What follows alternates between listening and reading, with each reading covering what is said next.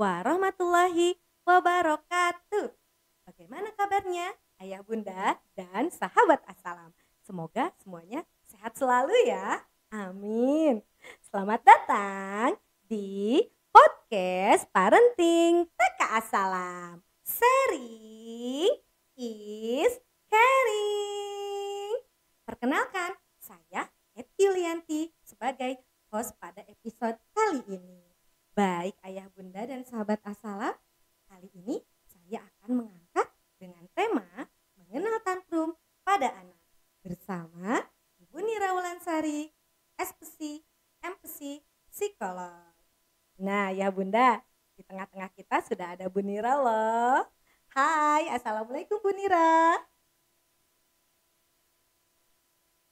Waalaikumsalam Bu Eti. Wah, Kabar. alhamdulillah baik. Iya. Oke nih Bu Nira nih. Tema kali ini sangat menarik nih Bu Nira nih. Iya. Mengenal tantrum pada anak. Nah, bagaimana sih cara ayah bunda di sini untuk mengenal tantrum pada anak itu seperti apa? Oke. Tantrum pada anak. Pasti kan pertanyaannya kenapa sih anak-anak mengalami tantrum gitu ya? Betul sekali. Walaupun orang dewasa juga masih ada yang tantrum tuh kadang-kadang.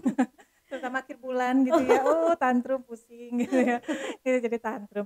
Ya, tapi memang kalau misalnya pada anak-anak ini pasti terjadi ya, terjadi dan memang kita harus pahami ada usianya, Bu Eti. Jadi kita harus sangat pahami usia berapa sih tantrum itu normalnya. Itu di usia 2 sampai 3 tahun. Ya, sampai 3 tahun setengah lah gitu.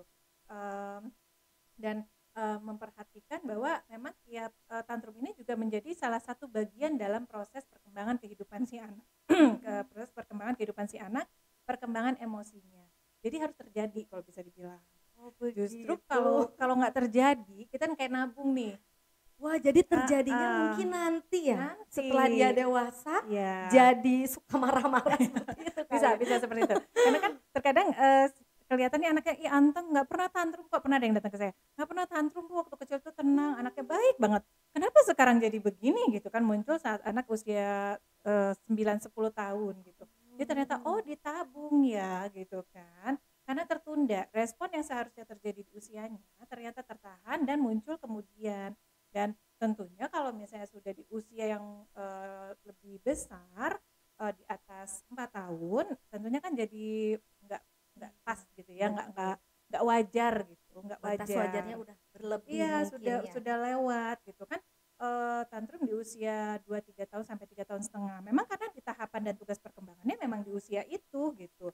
Bagaimana si anak mulai mengenal emosinya, emosi marah, senang, bahagia gitu kan. Kesal di usia itu mulai mengenal ya. Iya, tapi karena belum mungkin paham belum ya, baru kenal gitu. Iya betul nih, betul sekali nih, tadi kan kata Bu Nira ada batas wajarnya nih usia tantrum itu. Tapi bagaimana jika ternyata terjadi berlebihan? Memang dia tantrum ketika usia 2-3 tahun, tapi ternyata terus menerus sampai usia 4, 5, bahkan 6 tahun masih muncul nih tantrumnya, bahkan berlebihannya sampai nangis-nangis, kejar-kejar gitu ya. Dan itu memang ngebuat semua orang tua pasti kebingungan sih ya, kalau misalnya udah ada anak tantrum seperti itu. Iya, jadi harus bagaimana nih cara penanganan orang tua jika anaknya ternyata memang masih tantrum gitu. Jadi kalau misalnya ada anak yang masih tantrumnya panjang, dalam artian masih mungkin masih betah sama tantrumnya kali ya gitu ya. Tapi sebenarnya wajarnya dan kenormalannya pasti 3 tahun itu menurun gitu kan, ke usia 4 itu pasti menurun. Rata-rata memang begitu. Ada penurunan. Hanya kalau misalnya ternyata berkelanjutan. Kita kan harus aware ya. Kenapa udah usia 4 tahun atau misalnya 5-6 tahun kok masih begini gitu. Nangis kejar kalau misalnya ingin sesuatu sampai banting-banting barang. Ada juga yang sampai ngejeduk-jedukin kepala. Itu juga udah termasuk tantrum. Iya. Jadi yang bahaya itu kan dia sudah self harm gitu ya, dia menyakiti diri sendiri gitu, atau bisa menyakiti orang lain karena tadi si tantrumnya ini. Nah, si tantrumnya ini terjadi kenapa di usianya, maksudnya di usia yang sudah lebih besar tapi kok masih, ternyata si anak ini tidak belajar dan tidak mengalami fase pembelajaran bagaimana cara mengelola emosi yang baik di usianya yang harusnya di 2-3 tahun setengah gitu kan. Di situ tidak ada edukasi, tidak ada contoh bagaimana cara mengelolanya. otomatis jadi panjang gitu. Dan si anak juga tidak diajarkan ya, misalnya kalau misalnya dia mengalami tantrum waktu kecil kan kita ajarkan bagaimana marah boleh, tapi kan ada caranya seperti itu.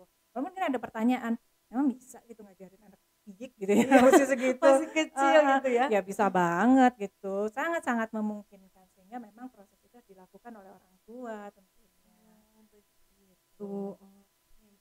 Kalau misalnya nih ternyata orang tuanya sudah melakukan dan Mhm. anaknya masih seperti itu, apakah harus ada penanganan khusus? Ya, tentunya kalau misalnya sudah, orang tua sudah melakukan edukasi sedini mungkin gitu ya pada anak bagaimana cara mengekspresikan emosi, bagaimana kalau misalnya dia bersedih gitu kan ya emosinya sedih, marah, seperti apa, ternyata masih.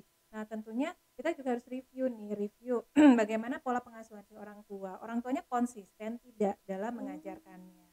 Kalau ternyata, oh, kadang iya kadang enggak, kadang kalau misalnya anaknya udah nangis kejer, ya Ternyata boleh boleh deh, ngaruh boleh boleh juga boleh ya. gitu gitu kan misalnya mau gadget, mau nonton, enggak boleh, nggak bolehnya itu 3 kali, tapi akhirnya saking anaknya nangis kejer, malah guling-guling, malah makin rame, akhirnya ya udah deh boleh boleh boleh. Nah, atau misalnya nih orang tua kan paling kalah tuh kalau misalnya, eee, orang tua lagi ngobrol sama orang mungkin sama tamu atau sama Iya. orang yang penting lah, tiba-tiba anaknya, "Ma, gadget." Oh, Ini yang, iya. enggak." Lama-lama kan akhirnya, ya udah deh." Nah, gitu. Itu pun sesuatu yang tidak konsisten tadi kan dalam pengasuhan. Tapi kalau ternyata pengasuhan udah oke nih, udah bagus gitu kan, bisa jadi si anak ini memang punya masalah dalam, emosinya terkait dengan kondisi fisiknya. Kondisi fisik ini, misalnya memang ada di, area sistem persyarafan atau di masalah sensoris yang tentunya harus mendapatkan pemeriksaan yang, lebih lanjut oleh ahlinya. Biasanya sih, pemeriksaannya dari dokter anak dulu, kemudian dari dokter anak dikonsulkan juga ke psikolog, kemudian jika memang ternyata ada faktor yang memang bisa dibilang ada permasalahan lebih mendalam terkait persyarafan akan dikonsulkan ke dokter syarafan, ke neuropediatri gitu. Gitu ternyata ya Ayah Mhm. Bunda dan sahabat Assalam, tantrum ini bisa jadi harus diperiksa ke dokter nih jika Iya, memang harus berlebihan anaknya iya, terus-menerus tantrum mhm, dan memang juga ternyata pola asuh juga ya dari iya orang tua itu pastinya. tersendiri. Pastinya namanya orang tua kan contoh ya, Iya. contoh bagaimana mereka berperilaku, bersikap, berkata-kata itu semua contoh banget Iya, betul sekali gitu. karena anak itu biasanya meniru Meniru, ulung gitu iya, ya orang tua. benar sekali. Orang tua seperti ini, aku juga mau seperti itu gitu. Biasanya Iya seperti iya, itu ya. iya iya memang Iya, begitu. betul sekali nih. Ternyata ya, Bu Nira, dalam tantrum pada anak ini memang bisa berkelanjutan. Nah, bagaimana sih Bu Nira nih tips and trick untuk ibunya, untuk anaknya juga? Mungkin ada penanganan-penanganan kan seperti tadi kalau ibunya memang harus konsisten.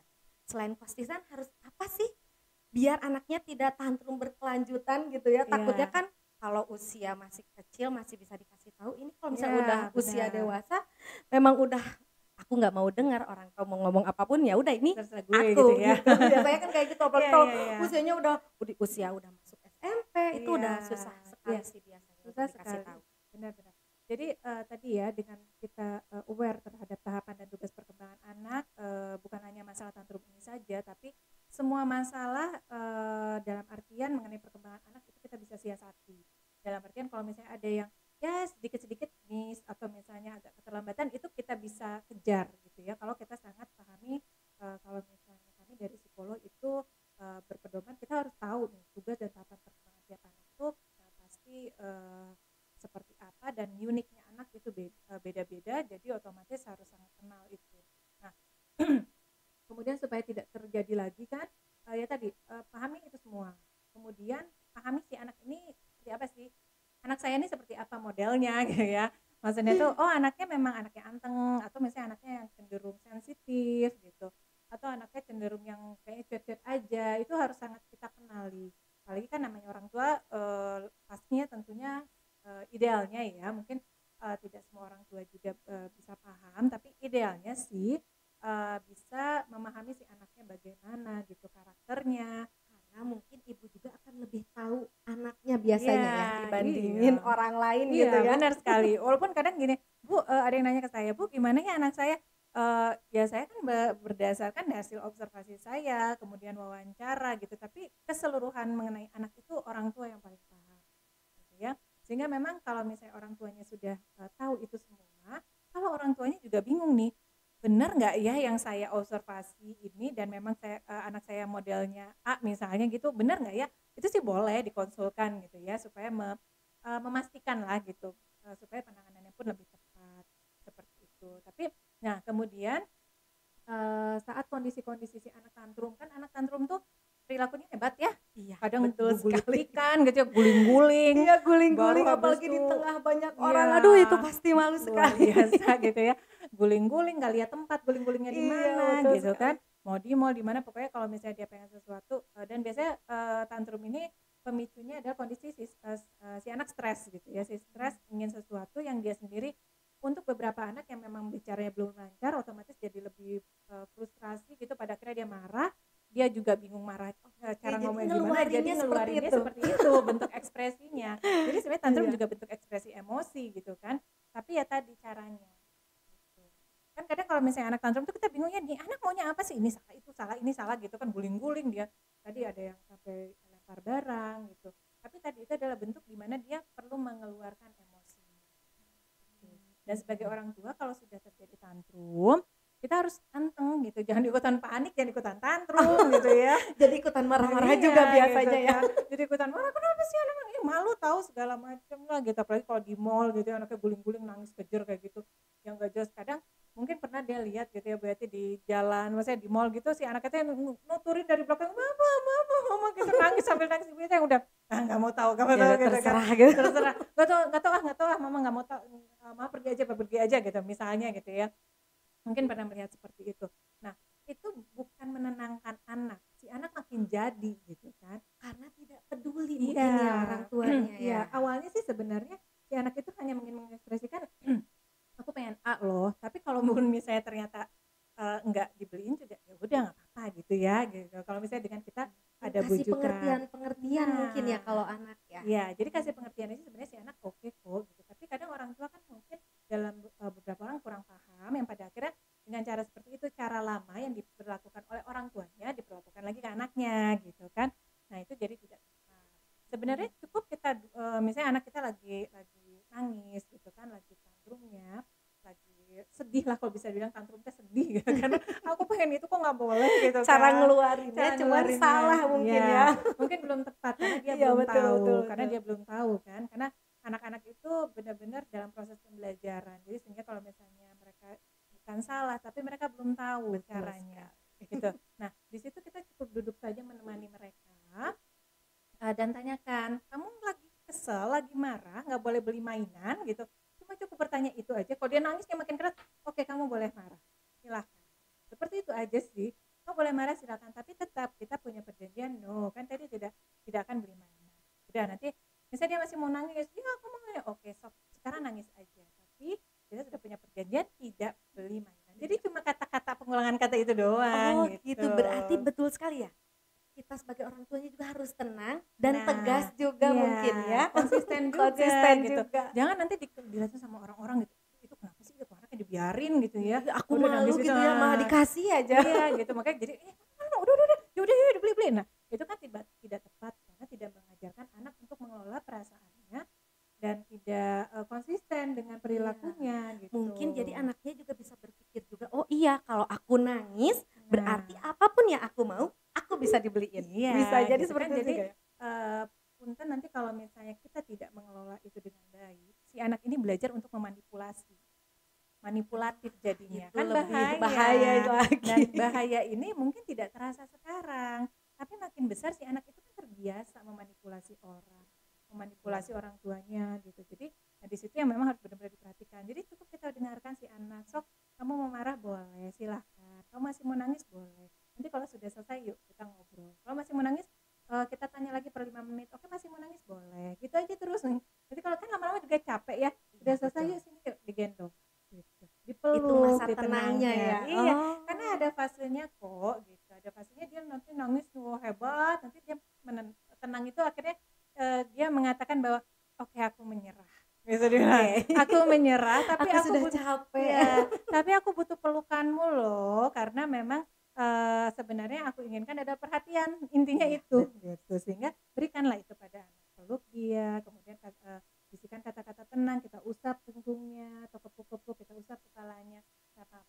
misalnya adek lagi kesel, kakak lagi kesel, nggak apa-apa boleh, tapi nggak marah-marah seperti itu ya. Baru kita jelaskan. Kalau misalnya tantrum guling-guling di mall, ini kan kotor ya lantainya, banyak Betul. orang jalan, kita edukasi bahwa ada penyakit di situ, ada kotoran-kotoran yang kita tidak bisa lihat. Kemudian eh, orang-orang jadi ngeliatin gitu kan, ya pasti cara berperilaku ada rasa Iya, malu berarti harus gitu. diajak ngobrol juga mungkin ya. Ya, Tapi ketika ngobrol itu baiknya apakah anak sudah tenang atau masih guling-guling tuh? iya. Ya kalau lagi guling mah susah tuh ya, Gak otomatis akan sudah masuk tenang. juga ya. Iya, otomatis sudah tenang. Kalau misalnya di rumah pastikan kalau misalnya dia memang mau tantrum gitu di rumah, misalnya yuk kamu boleh nangis tapi di kamar saja, dan pastikan di situ tidak ada barang-barang yang berbahaya untuk dia gitu kan, dan kita temani tentunya kalau misalnya anak usia dini sampai dia tenang, baru habis itu kita ajak ngobrol, yuk sekarang udah selesai, yuk kita ngobrol yuk, baru kita jelaskan kalau misalnya dia mau marah bagaimana caranya gitu kan. Kalau misalnya dia apa namanya itu ada yang tidak suka, dia harus mengutarakan, itu semua ada cara-caranya gitu. Jadi lama-lama si anak juga belajar untuk oh ya kalau misalnya pengen sesuatu tuh harus gini loh kayak gitu, dan Jadi nggak perlu lebih pakai paham. marah. Iya, dan Iya, lebih mengerti juga mungkin ya iya anaknya benar, ya. jadi nggak perlu pakai marah gitu kan. Toh apa sih, orang tua juga tahu gitu. Jadi dengan seperti itu sih si anak belajar ya, lama-lama nanti di usia 4, 5 ya mereka akan udah tahu Lebih kalau paham. misalnya marah gimana caranya Iya, gitu. betul. Ada ya waktu saya lihat waktu itu di videonya apa ya, di Instagramnya Agim kalau nggak salah, si anaknya tuh kesel, tapi akhirnya karena dipukul adiknya, dia kesel gitu, tapi tidak membalas, dicium adiknya. Tapi dia kesel Oh, gitu. Baru habis itu adiknya mukul lagi, habis itu langsung dicium lagi gitu, langsung diusap-usap, tapi dia kesel gitu, "Ih," sampai gitu tapi dicium. Berarti kan diarahkan ke hal yang positif gitu, tapi dia ngomong, "Aku nggak suka, Adek sakit," gitu. Tapi dia mengekspresikan kalau dia nggak sukanya, dia marahnya, tapi tidak dengan yang misalnya balik mukul gitu kan, atau misalnya jadi marah, enggak, tapi lucu gitu, tapi ternyata oh ini memang pendidikan yang sangat bagus gitu iya ya betul sekali. Nah, responnya. iya betul Iya ya. iya gitu. Berarti memang dari orang tuanya Ya juga ini mah. pasti. Betul sekali nih. Wah, ilmunya sangat Mm-mm. bermanfaat sekali ya Bunda dan sahabat Asalam. Iya, dan tentunya kalau misalnya untuk para ibu atau misalnya orang tua yang anaknya lagi tantrum ya, pertama nggak usah panik gitu. Tadi kan Tidak ya usah ini lagi panik. usianya, nggak usah panik gitu, emang lagi usianya kok gitu kan. Tapi bukan berarti ya udah anakku lagi tantrum ya udah biarin aja, nggak gitu juga. Itu sih Tadi ya. namanya ibu yang kurang perhatian. Ya, jadi tetap kita harus dekati anak, kita ajak ngobrol gitu ya, tadi ditemani.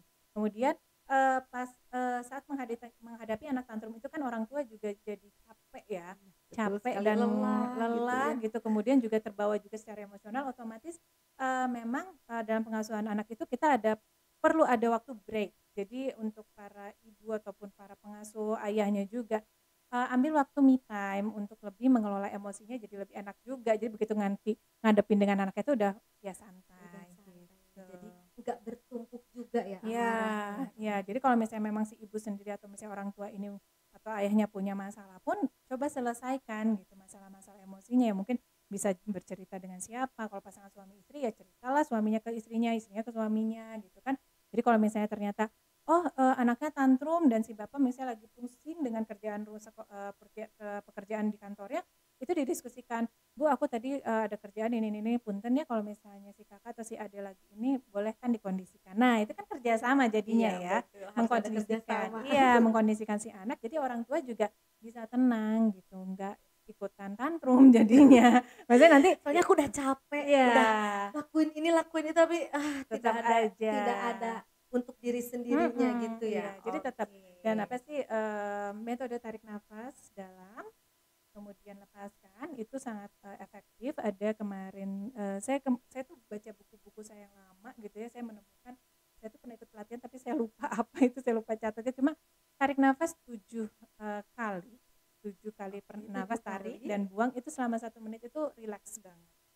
Jadi bisa itu menjadi Iya, diterapkan betul nih, gitu harus ya. dicatat ya, Ya. ayah bunda dan sahabat Asalam Boleh nih. nanti dicoba ya. Jadi Harus itu dicoba juga ya, betul bisa sekali. menolong gitu ya, dan tentunya minum air putih karena supaya tubuh kita menjadi lebih bagus, untuk lebih sehat ya tentunya. Gitu karena ternyata dari penelitian juga beberapa makanan itu sangat mempengaruhi yang namanya fungsi hormonal yang pada akhirnya emosi seseorang gitu. Oh begitu. Jadi kemana-mana ya, panjang ya. Ternyata dari membahas tantrum itu memang Luas jadi sekali. kemana-mana luas Iya. sekali ya, betul sekali. Oke.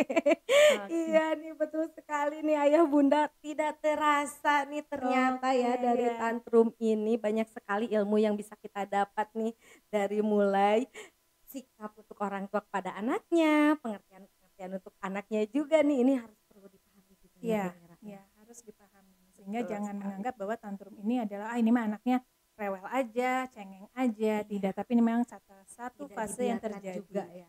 dalam Ya, kehidupan betul. seseorang dan dikelola, jangan dibiarkan. Oke, baik sekali. Terima kasih banyak nih Iya, Bu Nira sama-sama nih Bu ilmu hari Eti. ini. Wah, sangat luar biasa sekali ya. Iya, sama-sama Bu Eti. Terima kasih banyak atas kesempatannya. Seru ya kayaknya kalau ngobrol kayak ini Seru nggak ada banget. nggak ada selesainya. Betul sekali. Iya, Apalagi oke. biasanya kalau ibu-ibu itu ingin mengetahui kadang lebih banyak. Kalau Ya. anak seperti ini bagaimana? Anak Mhm. seperti ini bagaimana? Iya. Wah, tentunya Alhamdulillah. iya. Ya, alhamdulillahnya kan orang tua sekarang kan aware banget ya, terbuka banget sehingga ya alhamdulillah otomatis dalam stimulasi perkembangan anak dari keseluruhan aspeknya tentunya akan lebih baik lagi gitu. Dan medianya juga banyak sekarang ya kayak salah satu ini ya podcast Podcast, parentingnya iya. PK Salam kan luar biasa banget gitu memfasilitasi untuk edukasi kepada para orang tua tentunya bagaimana sih mengenai problem-problem yang dialami oleh para orang tua tentunya punya anak usia dini ya. Oke deh, terima kasih banyak nih Bu Nira pada hari ini Iya. kesempatannya. Sama-sama Bu Eti, makasih banyak. Oke, baik Ayah Bunda, saya Eti Yulianti. Saksikan podcast parenting TKA Salam setiap hari Sabtu di channel YouTube TKA Salam. Yang ini nih, jangan lupa untuk share, like, comment, and subscribe. Oke deh, terima kasih Ayah Bunda dan Sobat Asalam. Sampai bertemu di kegiatan podcast lainnya. Wassalamualaikum warahmatullahi wabarakatuh. Dadah.